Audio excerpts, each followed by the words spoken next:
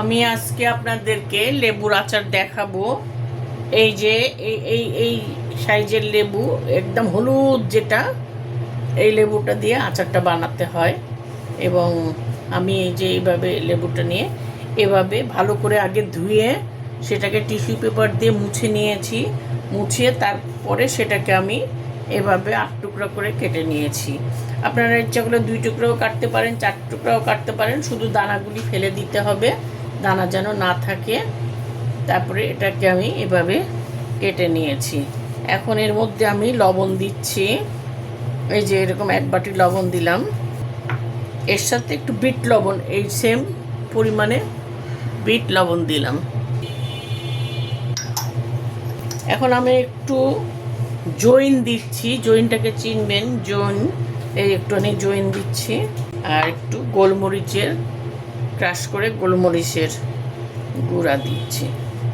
এখন এইটাকে আমি ভালো মতো করে একটু মাখিয়ে নেই।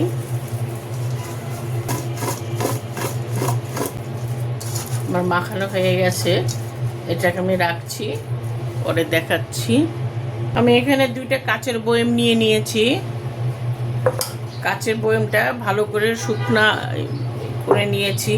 তারপরেও এটাকে আমি একটু ধোয়া দিব। আপনারা দেখেন আমি কিভাবে দিব, ওটাও একটু দেখে রাখেন। আমি একটু ছোট্ট একটা কয়লা গরম করতে দিয়েছি।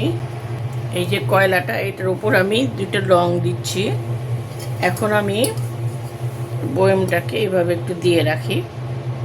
এর ভিতরে যে ধোঁয়াটা গেছে, এটা জামটাকে একটু নষ্ট করবে এবং ছাতকুড়া ধরতে দিবে না। এটাকেও আমি এভাবে করে নিই। ওর মধ্যে একটু হিং দিতে পারেন। হিংটা আমি দেখালাম না, হিং আমার কাছে আছে কিন্তু সবার কাছে তো থাকে না, এই জন্য হিংটা দেখালাম না, শুধু লংটা দিয়ে দেখালাম। দেখুন ভিতরে ধোয়া হয়ে গেছে। এখন এটাকে আমি উঠিয়ে নেই।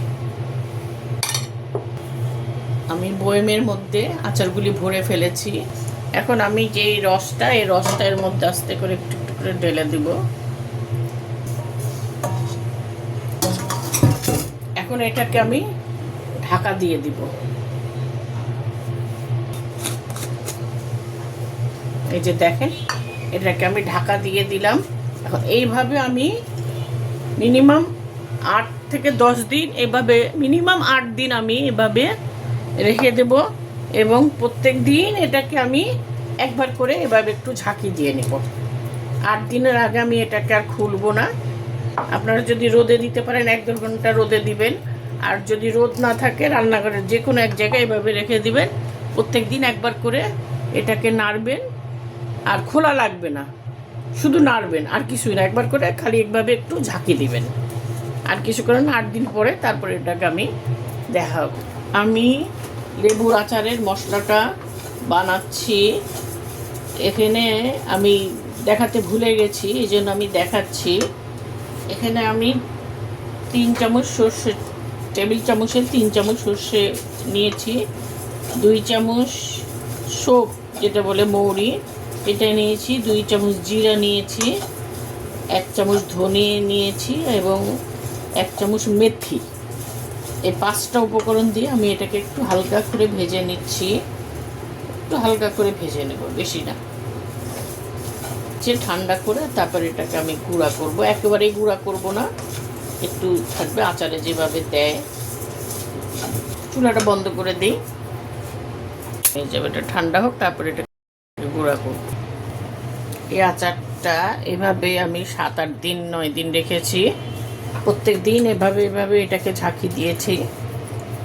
এখন আমি এটাকে আচারটা বানাবো। একটা স্ট্যান্ডারে করে এটাকে আমি এভাবে ঢেলে দিচ্ছি, যাতে ভিতর থেকে লবণের যে পানিটা সেটা বের হয়ে যায়।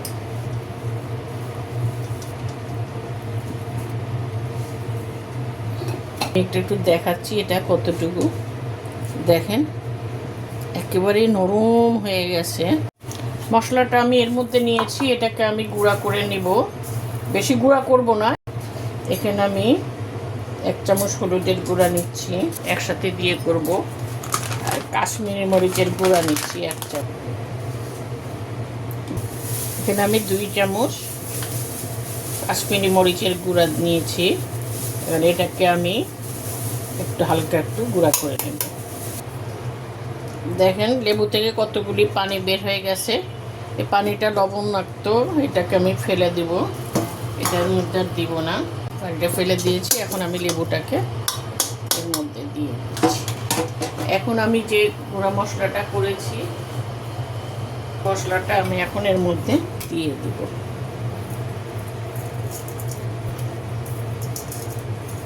একটা স্প্যাটুলার সাহায্যে এটাকে আমি ভালো করে মাখাবো, হাত দিব না। এখন এর মধ্যে আমি একটু লং দিচ্ছি। লংটা দিলে আচারটা নষ্ট হয় না।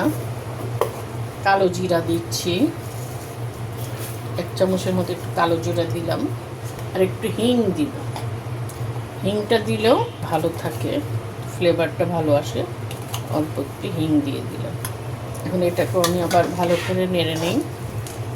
এখন বাকি মশলাটাও আমি আবার দিতে থাকি।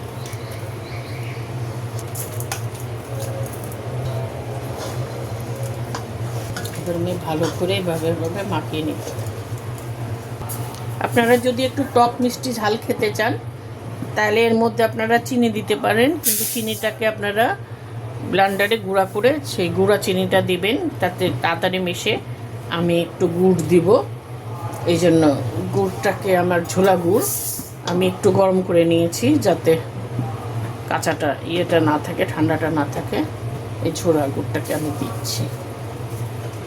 এখন এটাকে আমি ভালো করে মাখিয়ে নিচ্ছি। মাখানো অবস্থায় এখন আমি এটাকে 10 মিনিট এভাবে একটু রেখে দিচ্ছি। তারপর এটাকে আমি বয়েমে ভরবো। এখন আমি এই বয়েমের মধ্যেই এটাকে উঠিয়ে ফেলবো আস্তে আস্তে। এটা হাত দিবেন না, হাত ধোয়া যাবে না। আচারটা আমি 6 মাস 7 মাস সারা বছরই এভাবে খেতে পারবেন। লেবুর আচার খুব টেস্টি হয় আচারটা।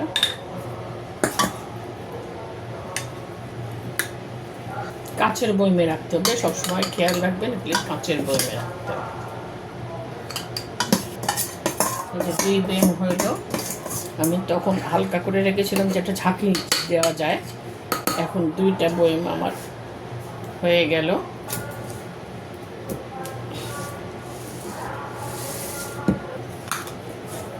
এভাবেই রেখে দেব, এইভাবে আচারটা থাকবে। 5-7 দিন পরে তারপরে এটাকে প্রয়োজনে খুলবো, এর আগে আর খুলবো না। আমার লেবুর আচার বানানো দেখানো হয়ে গেল। আপনারা এভাবে লেবুর আচারটা বানিয়ে দেখবেন, খুবই মজা। এই সময় এই লেবুটা চলছে, বের হচ্ছে, এই লেবুটা দিয়েই বানাবেন। পছন্দ হলে লাইক দিবেন, শেয়ার করবেন। আল্লাহ হাফেজ।